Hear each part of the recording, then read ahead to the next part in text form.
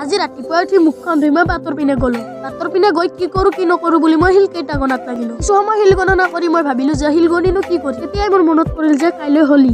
মই হোলীত লগা বস্তুবিলাক ঠিক কৰিবলৈ ওলালো। মানে এইটো পিচকাৰীৰ মূৰটো ভাঙি গৈছে, মই বটল কাটি লগাই দি ঠিক কৰি ললো। যোৱাবাৰ বহুত ফাকুৱা আনিছিলো, তাৰে আধামান ৰৈছে যদিও মই চাইকেলখন উলিয়াই ফাকুৱা আনিবলৈ গলো। আজি হৈছে হোলী আৰু এয়া আমি হোলী খেলাই আছো। আমাৰ সন্মুখেৰে যোন গৈছে আমি তেওঁক অলপ হলেও ফাকুৱা লগাইছো। মোক কেইজনমান ডাঙৰ ল'ৰাই খেদি আহিছিল হোলী লগাবলৈ। টাৱাখন উলিয়াই মই সিহঁতকে খেদিলো। মই বেছি সময় হোলী খেলিব নোৱাৰিলো কাৰণ এতিয়া মই দৌলত যাম, সেয়েহে গাটো ধুই ললো। গাটো ধুই উঠি মই মামাহঁতৰ ঘৰলৈ বুলি ওলালো কাৰণ মই তাতে দৌল চাব যাম। প্ৰথমতে আমি মা মই দেউতা খোজকাঢ়ি আহিছিলো, কিন্তু আধা ৰাস্তাতে এখন গাড়ী পালো আৰু সেইখন গাড়ীত উঠি আমি মামাহঁতৰ ঘৰ পালো। মামা ইয়াত বোমা সজাই আছে আৰু মই এডাল বোমাৰ বাহ লৈ দৌলখোলালৈ বুলি ওলালো। ইয়াত বোমা দিয়া হয় আৰু এয়া আমাৰ মায়েও বোমা জ্বলাই দিলে। এইখন হৈছে দৌলখোলা। আমি খিচিৰি খালো, কিন্তু আমি খিচিৰি খোৱা ভিডিঅ' বনাব নোৱাৰিলো কাৰণ বহুতেই মানুহৰ ভিৰ আছিল। আজিলৈ এৰিছো, নেক্সট ভিডিঅ'ত পুনৰ লগ পাম।